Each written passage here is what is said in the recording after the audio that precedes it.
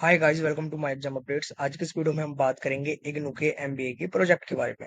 अगर आप इग्नू से एमबीए कर रहे हो तो आपको एक इंपॉर्टेंट स्टेप कंप्लीट करना होता है, वो है आपका MMPP01 प्रोजेक्ट। इसमें सबसे पहला और क्रूशियल पार्ट होता है आपका एमबीए सिनॉप्सिस।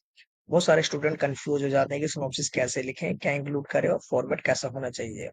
तो आज की इस वीडियो में हम वो ही समझेंगे कि इग्नू का एमबीए सिनॉप्सिस है कैसे बनाते हैं स्टेप बाय स्टेप।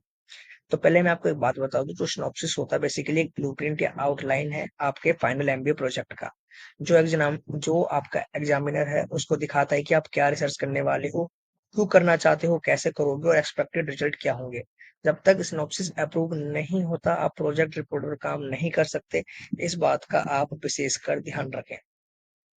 तो सारे के सारे आप देखोगे स्टेप बाय स्टेप गाइड इस आर्टिकल में है। माई एग्जाम अपडेट्स.com में आप इग्नू के सेक्शन में आओगे, वहां आपको ये पूरा आर्टिकल मिल जाएगा।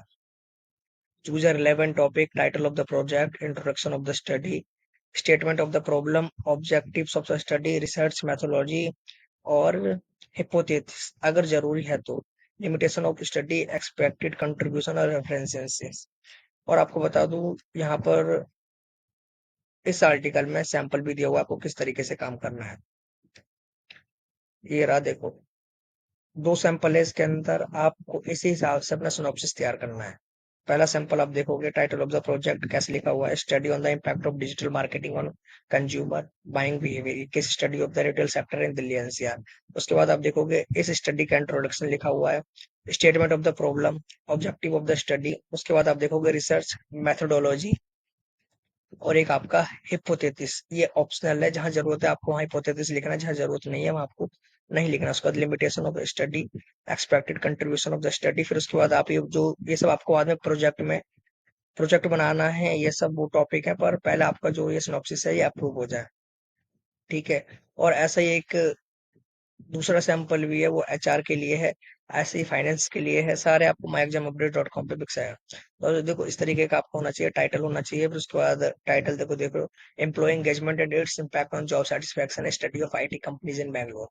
ये टाइटल हो गया प्रोजेक्ट का। उसके बाद आप इंट्रोडक्शन ऑफ द स्टडी, फिर आप देखोगे क्या प्रॉब्लम है, स्टेटमेंट ऑफ द प्रॉब्लम, फिर ऑब्जेक्टिव ऑफ द स्टडी, फिर रिसर्च मेथोडोलॉजी, फिर हिपोथेसिस, फिर लिमिटेशन ऑफ द स्टडी, फिर expected contribution of the study, फिर चैप्टराइज एंड टेंटेटिव, फिर उसका रेफरेंस कहाँ कहाँ से आपने ये सब जानकारी कलेक्ट की है। ठीक है। तो इस तरीके से आपको अपना सिनॉप्सिस बनाना है और सिनॉप्सिस अपना सबमिट कर देना है। आप इसे ऑनलाइन भी सबमिट कर सकते हो, पिछले 2-3 सालों से ऑनलाइन भी सबमिट हो रहा है, नहीं तो अपने रीजनल सेंटर पे भी जाकर सबमिट कर सकते हो। फिर वहां से अप्रूव होने के बाद फिर आपको अपने प्रोजेक्ट की तैयारी यानी अपने प्रोजेक्ट पे लग जाना है। जब तक सिनॉप्सिस अप्रूव नहीं होता तब तक अपना प्रोजेक्ट नहीं बना सकते। इस चीज का आप विशेष कर ध्यान रखो। आपको कम से कम 15 से 20 दिन का वेट करना है सिनॉप्सिस सबमिट होने के बाद, कि अप्रूव होता है कि डिसअप्रूव, वो आपको पता चल जाएगा। अप्रूव होगा तो, डिसअप्रूव होगा तो। आई होप आपको ये वीडियो पसंद आया होगा। वीडियो पसंद आए तो वीडियो को लाइक करो, चैनल को सब्सक्राइब करें। Thank you.